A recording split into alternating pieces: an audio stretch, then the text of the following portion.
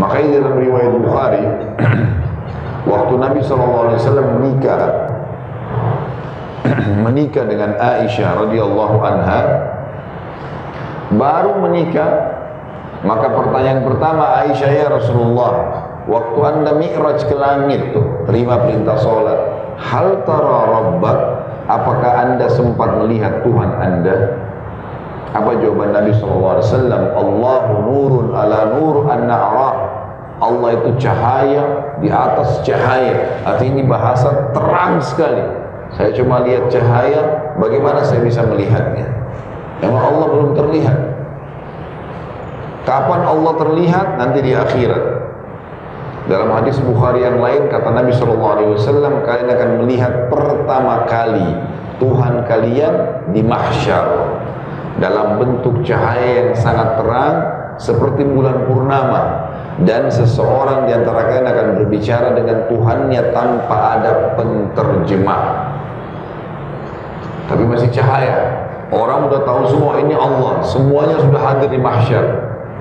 Ada bahasan nanti tentang hari kiamat, akan panjang lebar kita bahas, ada pasalnya, bagaimana manusia dibangkitkan, bagaimana keadaannya, bagaimana komunikasi mereka dengan Allah, semuanya akan kita bahas insya Allah.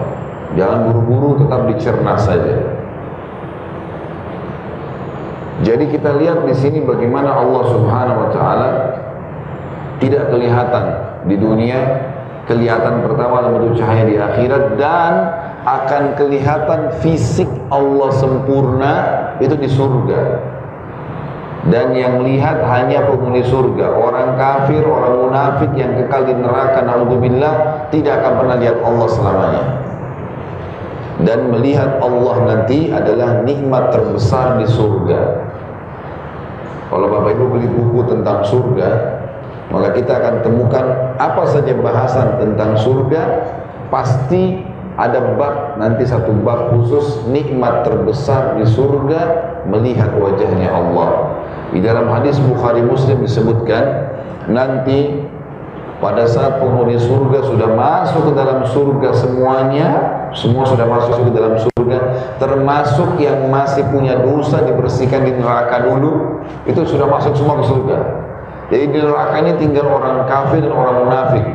Kalau sudah masuk semua ke dalam surga, maka Allah Azza wa Jalla mengumpulkan penghuni surga lalu berkata kepada mereka, apakah kalian sudah puas dengan nikmat yang saya berikan? Ini masih suara, belum lihat Allahnya, tapi sudah yakin ini Tuhan Allah. Apa yang Allah janjikan pada saat mati, melihat malaikat maut, ada alam barzah, timbangan amal hari kiamat, kemudian ada yang selamat, ada yang masuk neraka, surga neraka didatangkan. Orang sudah yakin Allah Subhanahu wa taala pada saat itu. Enggak ada lagi orang yang kufur, tapi penyesalan sudah enggak ada gunanya. Maka pada saat itu ahli surga mengatakan, ya Allah, nikmat apa lagi yang kami inginkan setelah Engkau menyelamatkan kami dari neraka dan kami masuk ke dalam surga. Karena nanti penghuni surga, Bapak Ibu sekalian, akan lihat penghuni neraka, supaya mereka terus bersyukur. Penghuni neraka akan lihat penghuni surga, sehingga mereka selalu menyesal. Maka mereka bilang, nikmat apa lagi ya Allah? Setelah Engkau selamatkan kami dari neraka, kami masuk surga, sudah luar biasa. Di surga nggak ada masa anak-anak, nggak ada masa tua, semuanya standar. Kata Nabi SAW, semuanya berumur 33 tahun. Laki-laki akan kembali kepada poster ayahnya Adam, hadis Bukhari, 60 siku ke langit, 27,5 meter. Semua perempuan akan kembali kepada poster ibunya Hawa, 40 siku ke langit, 17,5 meter. Jadi Bapak Ibu yang pendek gak usah khawatir. Ini cuma di dunia, di akhirat sudah lain. Gak ada masa tua, gak ada masa muda, masa anak-anak. Standar 33 tahun semuanya.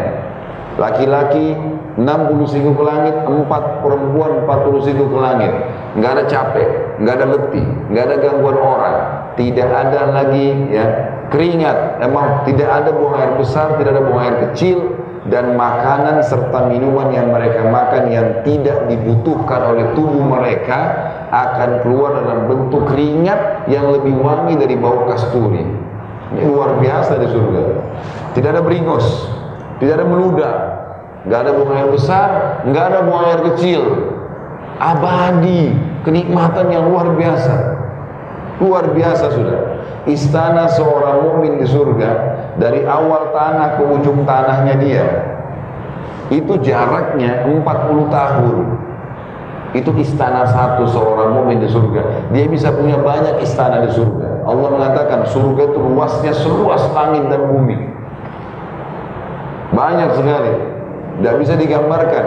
Pohon-pohonnya, buah-buahan begitu dipetik keluar lagi, pakaiannya, jalanannya, tanahnya itu semuanya berlian, intan, mutiara, udah gak bisa digambarin. Bangunannya dari batu-batu bata emas, udah memang abadi.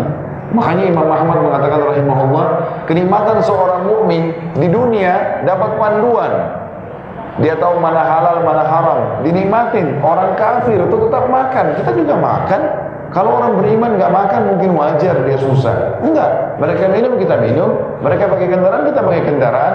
Cuma enaknya orang beriman mengikuti apa yang Tuhannya inginkan, mati masuk surga, abadi itu di sana. Tinggal tunggu sebentar, gitu ya. Surga luar biasa, nggak bisa digambarkan nikmatnya.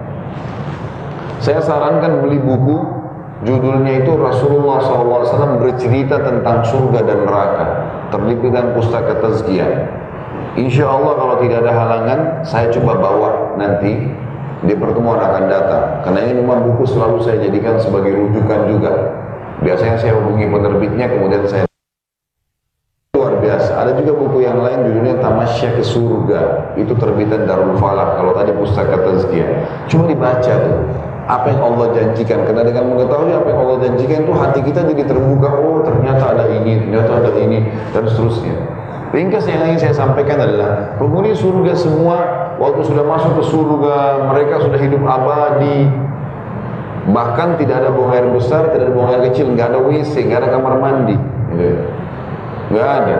Lalu bagaimana orang di surga? Ya memang sudah abadi, kulitnya abadi, semuanya abadi, semua abadi.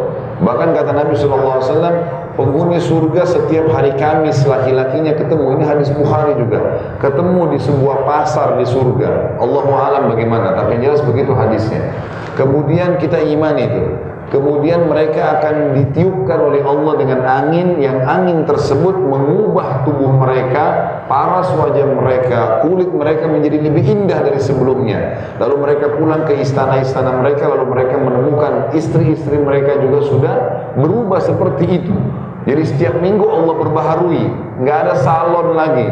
Di surga Allah cuma tiupin angin selesai, gitu kan. Nggak ada lulur, nggak ada hand body, nggak ada semuanya. Allah SWT sudah servis secara alami. Apa kata penghuni surga waktu itu? Kata Allah, apakah kalian puas dengan nikmat yang saya kasih? Kata Allah, kata para manusia, tentu saja Allah, nikmat apa lagi? Setelah ini, udah nggak ada kalahkan ini. Kami masuk surga selamat dari neraka, neraka azab yang menakutkan luar biasa, berat sekali. Gitu.